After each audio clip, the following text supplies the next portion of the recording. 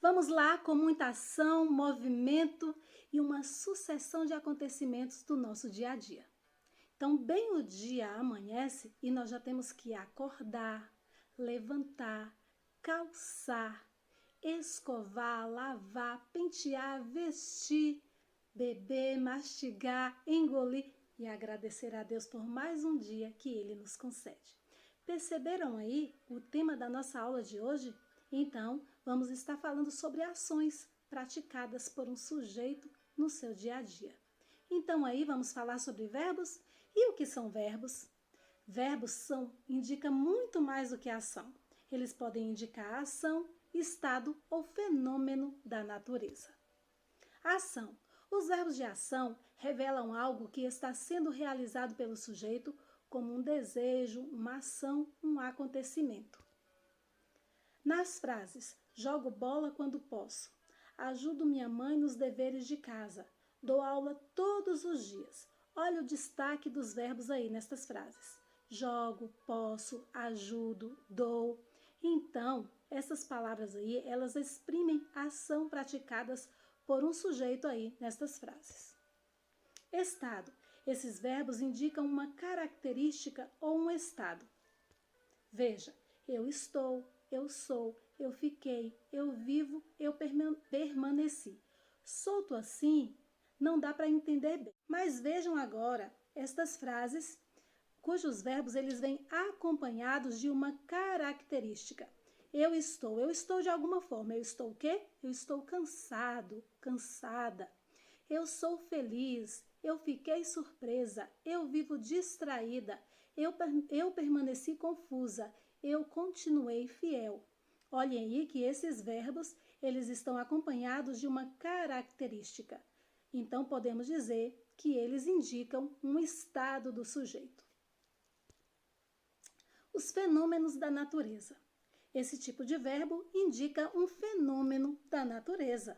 Olha só, nevou, choveu, ventou, geará, trovejou, choveu aí, novamente. Então, nós temos aí esses verbos destacados nestas frases que estão no contexto, né, de ações praticadas pela natureza. São verbos, né, que podemos classificá-los como fenômenos da natureza. Os verbos, eles obedecem a um tempo. Podem estar no tempo presente, coisas que estão acontecendo agora, hoje, nesse momento. Eles podem indicar um tempo passado, coisas que já aconteceram, e o tempo futuro. Para percebermos isso, nós vamos conjugar o verbo. Então, o verbo cantar, no passado, como ficaria? Então, eu cantei. No presente, eu canto. E no futuro, algo que ainda irá acontecer, eu cantarei. Os verbos, eles também nos permitem classificá-los a partir de suas terminações. Então, eles serão chamados de verbos no infinitivo. Verbos terminados em ar, ou ir. Olhem só.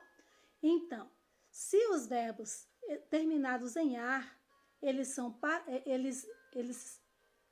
farão parte da primeira conjugação.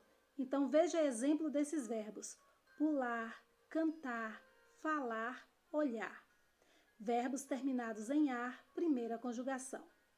Os verbos terminados em er, segunda conjugação: beber, correr, aprender, escrever. E os verbos terminados em ir fazem parte da terceira conjugação: abrir, dividir, cumprir, corrigir.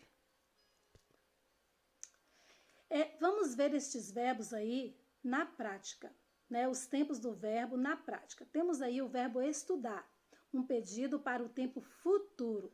Então, a frase foi escrita: nós estudarei a noite inteira. Então, quando eu digo que é importante estudar o verbo para a gente saber adequá-lo à nossa linguagem, então, nesta frase, eu diria, né, que ele não está adequado. Como eu posso dizer nós estudarei a noite inteira?